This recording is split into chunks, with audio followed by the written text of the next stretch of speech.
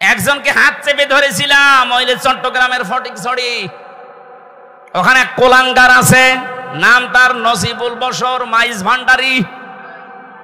এই কোলাঙ্গার কোরআনের পাখি আল্লামা সাঈদীর নামে মিথ্যা মামলা দিয়ে তাকে ফাঁসির আদেশ দিয়েছে।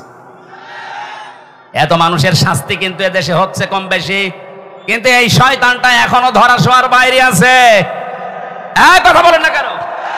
চাঁদপুরের আর একজন ছিল আমার সাথে জেলখানায়, তথাকথিত ভণ্ড পীর মাজার ব্যবসায়ী।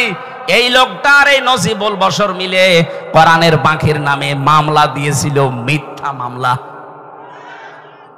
উনি যদি আজকে আমাদের ভেতরে বেশি থাকতেন, এই ডিমলাতে যদি কোরআনের পাখি আজকে জীবিত অবস্থায় আসতেন, এরকম মাঠ আমার মনে হয় 10টা লাগতো। এক একটা বিভাগে শুধু একবার করে যেতেন, দেশের অবস্থা পুরা চেহারা পাল্টিয়ে যেত।